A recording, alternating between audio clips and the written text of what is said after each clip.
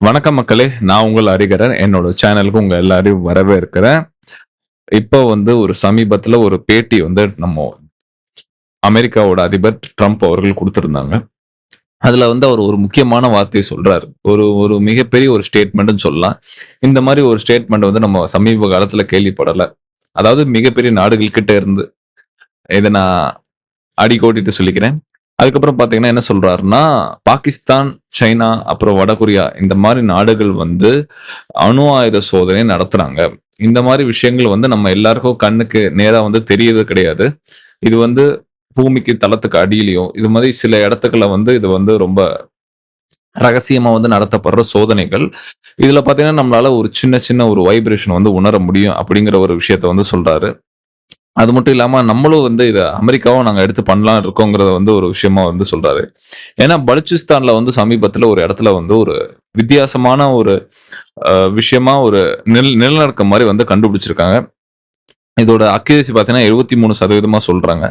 அதே மாதிரி இதுக்கு வந்து ட்ரம்ப் என்ன சொல்றாருன்னா, இது வந்து அணு ஆயுத சோதனை தான் நடத்தியிருக்காங்க அப்படிங்கிறத சொல்றாங்க. வழக்கம் போல பாகிஸ்தான் வந்து இத மறுக்கிறாங்க. பாகிஸ்தான பத்தி நம்ம எல்லாருக்கும் தெரியும்.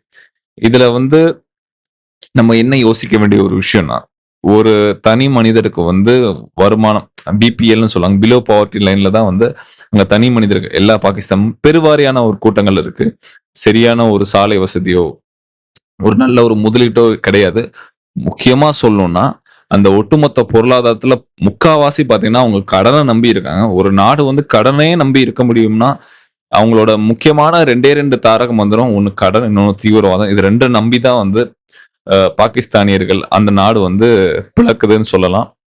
அப்படிப்பட்ட ஒரு நாடுல வந்து அன்றாட விஷயத்துக்கே வந்து அவங்களுக்கு காசு இருக்குமான்னு தெரியாது. ஏன்னா, நம்ம இதுக்கு ஒரு உதாரணம் சொல்றேன். நம்ம நடத்தின ஆப்பரேஷன் சிந்தூர்ல ஒரு அவங்களோட விமானப்படையில இருக்க விமான தளத்த வந்து நம்ம தாக்குதல் நடத்தினோம். அவங்களோட ரன்வேல நடத்தின தாக்குதல். கிட்டத்தட்ட 2 1/2 3 மாசமா வந்து அவங்களால சரி பண்ணவே முடியலங்க. அந்த அளவுக்கு வந்து அவங்களுக்கு கிட்ட இருக்கிற அந்த வசதிகள் இருக்கு.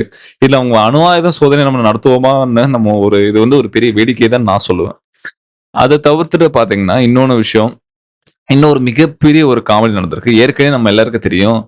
பாகிஸ்தானுக்கும், சவுதி அரேபியாவுக்கும் உள்ள அந்த ஒரு அக்கார்ட் இல்லன்னா வந்து ஒரு ஒப்பந்தம் சொல்லலாம். அதாவது சவுதி அரேபியா சவுதி அரேபியா இல்ல பாகிஸ்தான் ஏதாவது ஒரு நாட்டு மேல நடத்தின தாக்குதல் அது வந்து 2 நாட்டு மேலயும் நடத்தின தாக்குதலா சமம் எடுத்துக்கப்படும். அது போக இதுக்கு முக்கியமான காரணம் என்னன்னா, சவுதி அரேபியாக்கும், லெபனானுக்கும் உள்ள அந்த ஏமனுக்கும் உள்ள அந்த பார்டர் பிரச்சனை. அதுக்கு வந்து பாகிஸ்தானுடைய ராணுவ வீரர்கள வந்து விலைக்கு எடுத்துக்கிறது. கிட்டத்தட்ட பார்த்தீங்கன்னா, அடியாள் மாரி. அடியாள் இல்ல பவுன்சர அந்த மாரி அ அப்படி சொல்லிக்கலாம்னு வச்சுக்கோங்க. ஒரு ந ஒரு தலைக்கு வந்து இவ்ளோ டாலர்ஸ்ன்னு குடுத்து எடுத்துப்பாங்க. ஸோ அத வெளிக்காட்ட வெளிப்படையா சொல்லாம, அத வந்து ஒரு நாட்டுக்கு மேல இது தொடுத்தா அந்த மாரி அப்படி இப்படின்னு ஒரு பெரிய ஒரு பந்தாலாம் பண்ணிட்டு இருந்தாங்க. அதுவும் இல்லாம ஷெபாஸ் ஷெரீஃப்க்கு வந்து பர்பிள் கார்பெட்ல வந்து நாங்க வரவேற்பு குடுத்தோம். அவங்களோட மரபு அப்படி சவுதி அரேபியா. ஸோ அப்படி வந்து அவர் பெருசா பேசிட்டு இருந்தாரு. இன்னொரு ஒரு கேவலமான ஒரு விஷயம் பண்ணியிருக்காங்க. இன்னொன்னு பார்த்தீங்கன்னா, அ இஸ்ரேலுக்கு அவங்க ஹமாஸ அழிக்கிறதுக்கு வந்து பாகிஸ்தானிய வந்து அப்ரோச் பண்ணியிருக்காங்க அவங்க. அசிம் முனீர் நம்ம எல்லாருக்கும் தெரியும்.